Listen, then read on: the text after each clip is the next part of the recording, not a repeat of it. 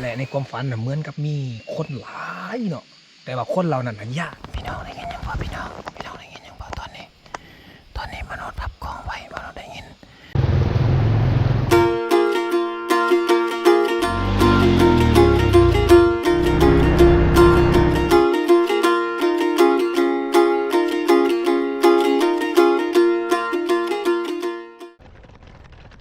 กราบทักทายสบายดีสวัสดีพ่อแม่พี่น้องเมื่อสุขุสุคนคือเก่ายินดีต้อนรับทุกคนเข้าสู่ช่องบ่าวโหนดพาเลาะ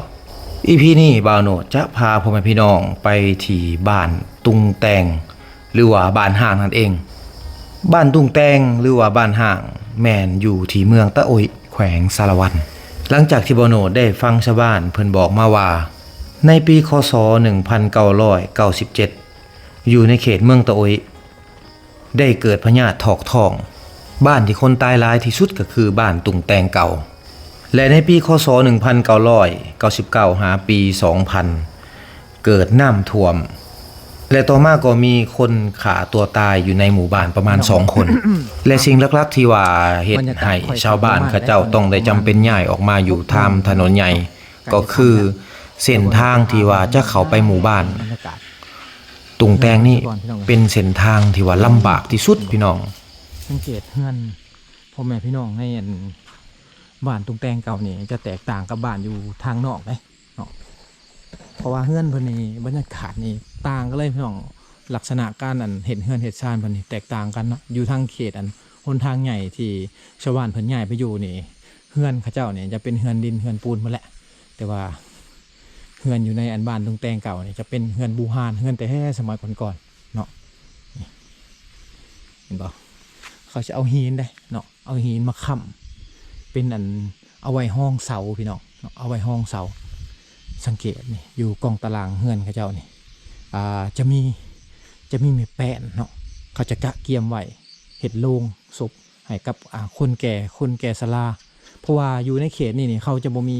ห่านคายโลงคืออยู่ในเมืองเนาะเวลาเขาเข้ามาอยู่นี่สังเกตเห็นก็คือเสื้อผ้าหนาแพร่ต่างๆของชาวบ้านเขาเจ้าเนี่ยยังห่อยไว้อยู่ในเฮือนในซานอยู่ยังมีอยู่พี่น้องเลยเนาะยังมีอยู่แต่ว่าเขาบริยูเนาะเวลาตอนกลางเว้นเขาจะพากันมาไห่มาสวนเนาะคุณขังเทิงเลยโอ้โหบรรยากาศยามค่อยค่ำพี่น้องเวลาที่ว่าเขามาบ้านตุงแตงหรือว่าบ้านห่างนี่ห้ามเด็ดขาดก็คือห้ามนอนอยู่กองตารางเฮือนห้ามไปนอนอยู่ทุ่งเฮือนเนาะแล้วก็ห้ามเข่าป่าหอไม่ให้ซักหรือว่าห้ามเข่าป่าซ่าของไทยบ้านเพิ่นเนาะตัวนี้จะเป็นขอห่วงห้ามที่ว่าเอาไปถามพ่อบ้านเพิ่นมาแล้ว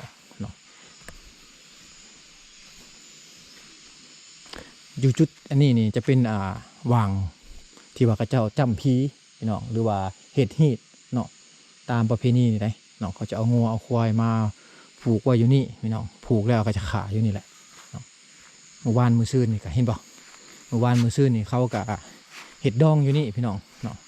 หลังจากเห็ดดองเนี่ยเขาจะเอางัวมาผูกอยู่นี่ได้เห็นบ่เนาะยังเห็นเสือกอยู่นี่ได้เสือกตัวนี้จะเป็นเสือกที่ว่าเขาเจ้าผูกงัวแล้วเขาจะขายอยู่นี่แหละลักที่ว่าเขาตั้งไว้อยู่ตัวหนานี่แม่นลักที่ว่ากระเจ้าไว้ผูกงัวเห็ดหีจำพีต่างๆเนาะเขาจะเห็ดอยู่วังนี้พี่น้องเห็นบ่เป็นหมู่บ้านที่ว่าอยู่ขางกลางหุบเขาเนาะถ้าว่าบ่มีถนนหนทางกับวันนี้แปลว่าเป็นหมู่บ้านที่ตัดขาดจากโลกภายนอกอลอเลย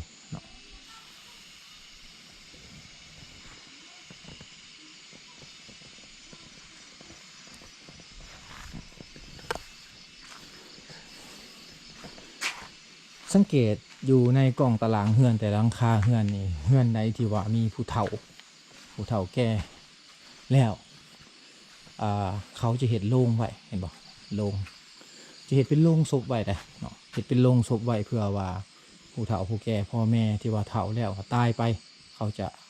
เอาเพิ่นนี่แหละใส่โล่งนี้เนาะเอาใส่โล่งไว้แล้วก็เอาไปประสาพี่น้องเนาะเพราะว่าอยู่ในเขตบ้านเพิ่นนี่จะบ่มี ห้านขายโรงศพคืออยู่ในเมืองไปผูกเป็นลูกเป็นหลานหรือว่าผูกเป็นลูกเขยที่ว่ามาอยู่มาเฮือนอยู่ซานถ้ามีพ่อแม่ที่ว่าเป็นผู้เฒ่าเขาจะเห็ดโรงไว้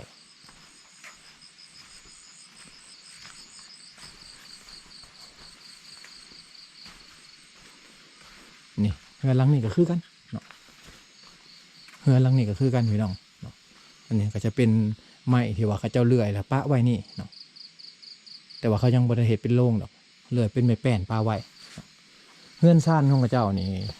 เขาจะขุดเปื่อยผู้ลงเนาะขุดเปื่อยผู้ลงมาแล้วก็เขากานั่นเอา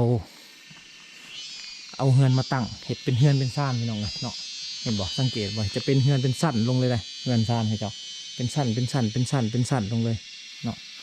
นี่บรรยากาศข้างหน้านี่โอ้งามมาเลยพี่น้องงามมาเลยเนาะ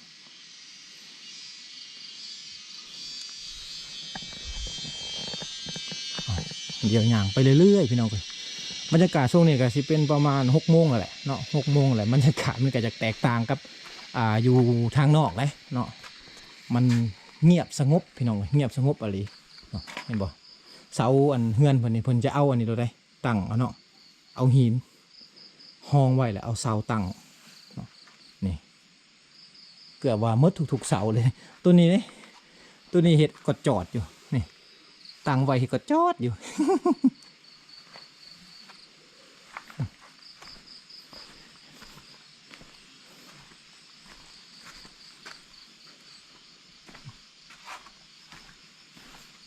เวลาเขามาเนี่ยเขายังสังเกตเห็นผู้คนที่ว่าเขาเจ้ามาเห็ดหายเห็ดสวนแล้วเขาก็เมื่อเนาะประมาณ3 โมงนี่เขาเจ้าก็พากันออกเมื่อแล้วแหละพี่น้องเนาะประมาณ3 โมง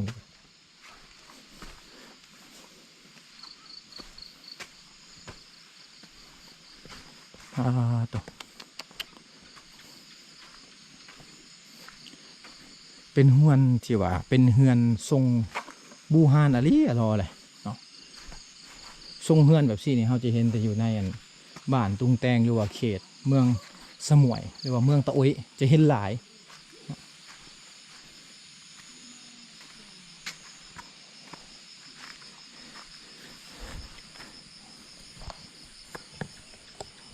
บรรยากาศที่ว่าเขามาเนี่ยแตกต่างกันลีกับอยู่นอกพี่น้องเลยเนาะแบบมันเงียบสงบโพดจนแบบว่าจนได้ยินเสียงลมเสียงแม่น้ำบางFCคอมเมนต์ว่าจัดสากเอาเนาะคือว่ายังเห็นรถจักรบอ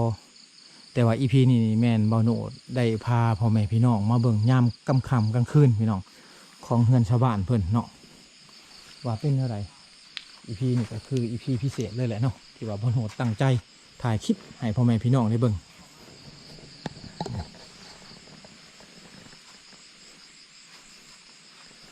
เห็นบ่มีคนเลยพี่น้องเนาะช่วงเวลาตอนเช้าๆนี่ชาวบ้านเขาเจ้าจะมา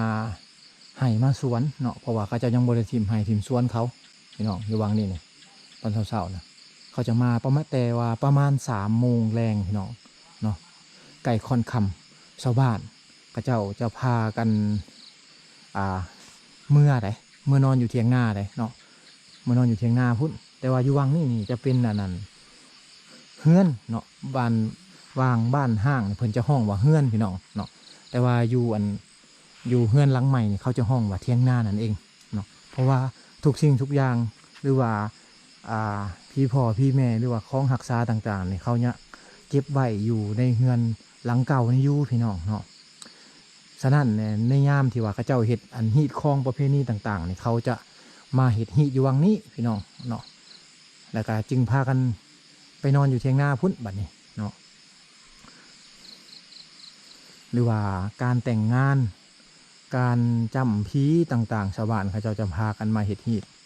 อยู่หวังบ้านเก่าบ้านห่างนี่เนาะยามแรงๆเขาก็จะเมื่อแต่ว่างานแต่งงานนี่จะแตกต่างไปเพราะว่าเจ้าบ่าวเจ้าสาวต้องเลยพากันนอนอยู่นี่ประมาณ1 อาทิตย์พี่น้องจึงจะได้ครับออกเมื่อออกเมื่อซานอยู่พุ่นแหละเนาะบ้านใหม่เห็นบรรยากาศโอ้มันแตกต่างกันได้พี่น้องเอ้ยเนาะกับพ่อแม่พี่น้องหลายๆคนก็คอมเมนต์ช่องเบาโหนดว่าโอ้ย จัดฉากเอามันโมแมนพี่น้องเลยตัวนี้เป็นบ้านห้างตัวจริงเลยเนาะที่ว่าบาวโนดได้มาถ่ายคลิปให้พ่อแม่พี่น้องได้เบิ่งอยู่ส่วนเบื้องนี้จะเป็นอันนั้นจะเป็นเหล้าเนาะจะเป็นเหล้าแต่ว่ามาในปัจจุบันนี่ชาวบ้านเขาเจ้าจะบริใช้แหละพี่น้องเหล้านี่เขาจะบริใช้แล้วเนาะเพราะว่าเขาย้ายออกไปเมื่อไหร่ดิจะเป็นเหล้าห้างเนาะถูกคนไหนเหล้าขึ้นไปถึงพูนพู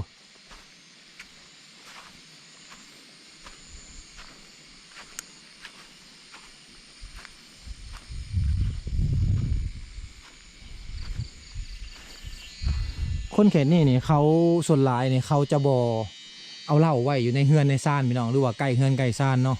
เป็นเขานี่เขาจะบอเอาขืนเฮือนเด็ดขาดจะผิดผีหรือว่าเวลาเกิดอัคคีภัยหรือว่าไฟไหม้เฮือนซ่านนี่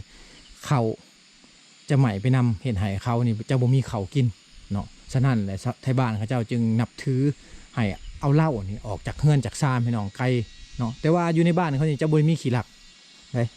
ขี้หลักหรือว่าหลักเครื่องกันต่างๆจะบ่มีพี่น้อง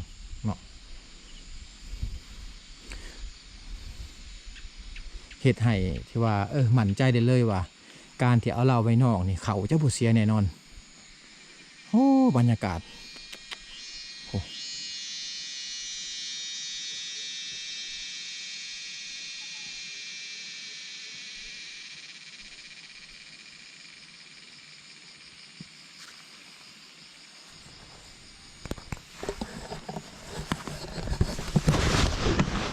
พี่น้องได้ยินยังว่าพี่น้องได้ยินยังว่าตอนนี้มนุษย์พับกองไว้มนุษย์ได้ยินได้มีความรู้สึกว่ามีคนมาอยู่ข้างหลังมนุษย์เลยไปพี่น้องอยู่บนแล้วไปพี่น้องยังไปหาคนยังไปหาหมูกันบัดชวนเมื่อบ่นี่เมื่อบ่ใช่คุณสาวเมาแหละ นอนพี่บ่นอนพี่ นอนอยู่บ้าน โอ้นอนอยู่บ้านมาเฮ็ดไห้อยู่พี่เนาะ น่าจะเป็นนอนอยู่บ่อนนั้นเพื่อน มีเครื่ เพื่ อ อง นที่เขาพบกันอยู่ ได้เนี่ยกูไปย่อง่ายนะยอด ใช่เดาอย่างบิดกันไหน ดูมันดิกูลายบุกโกลาย นั่งเซ่ง่ายตับยาโรนั่งเซ่ง่าย ดูมันจะย่อ พระโนอย่าจดพระโนแล้วไงอย่าจดนะ แปลดูฮะระหว่างใด เขาว่าไง เขาว่ามาแต่คือไฮ มาถึงนอนนี่ ก็มานอนนี่หากันมาเมื่อวานนี้มาวานนี้แล้วก็คือไฮแล้วก็แล้ว นอนคนละหลังมากับ คนละลัง คนละหลังเนาะ แม่น ๆคนละหลัง แม่นแล้วก็พอดีคือแล้วก็มือเขาสิซักเขาให้ มานอนอยู่ผีเขาว่านอนอยู่บ้านไหมเขาว่าเนาะ นอนอยู่บ้านอยู่นี่ เพราะว่าอยู่ทางเข้มทางดำเขาว่าเถียงเขาได้ อืม เป็นเพลงโฉนเขา แม่ เขาว่าเถียงอันนี้คือบ้าน และในความฝันน่ะเหมือนกับมีคนหลายเนาะแต่ว่าคนเรานั่นน่ะย่านเฮาย่านแล้วพักกันป๊บหนีแบบเหมือนกับเขาเป็นคนแปลกเข้ามาในหมู่บ้านนะเนาะแล้วก็เหมือนกับคนเรานั่นก็ป๊บเฮาอะนะเนาะเหมือนเขาเป็นคนแปลกเข้ามาในหมู่บ้านเนาะอันนั้นตอนข่อยมานอนกับเบาคมเนาะแล้วข่อยฝันแนวนั้นนะ น่าจะแมนแท้แล้วเพราะว่าเขาไม่เห็นเขา มันเป็นความจริงได้เพราะว่าพี่วัฒนบุรุษครั้งยังอยู่เลยอันที่สองกับคนตายอยู่ในบ้านนี้เขาขาตัวตาย2 คนหนึ่งบ้านมีเท่านั้นเขาปาดคอมันที่ และ สอง ในปี1997เนาะเกิดโรคระบาดทองคนในหมู่บ้านนี่ตายประมาณ100 กว่าคนได้ โอ้โห เนาะ ปีเขา197เนาะ1997นะบางเฮือนนะจนเอาไปฝังกันเองเนี่ยกับทิมปะสาซ้ายเลย โอ้โห เนาะเพราะว่าตอนนั้นเกิดโรคระบาดทั่วเมืองเลย แต่ว่าคนที่ตายหลายคือในหมู่บ้านนี่ตายหลายเนาะอันนี้จากคำเล่าของหมู่บ้านนะแต่ว่ามือเขามาเขานอนเขาบูหูได้เขาบูหูเรื่องนี้ได้เขาบูหูเรื่องนี้จนกระทั่งเขาลงวิดีโอหรือ FC มาคอมเมนต์เขาจึงหูเนาะและเขาได้มากลับมาเขากลับมาหมู่บ้านตุ้งแต่งแล้วเขามาถามคนในหมู่บ้านตุ้งแต่งอีกมันแมนแท้บ่นะและซึ่งมันสอดคล้องกับความฝันเขาที่เขาฝันว่ามีหลายคนในหมู่บ้านนะเนาะเมื่อเขาเข้ามาแล้วเห็นลายนะ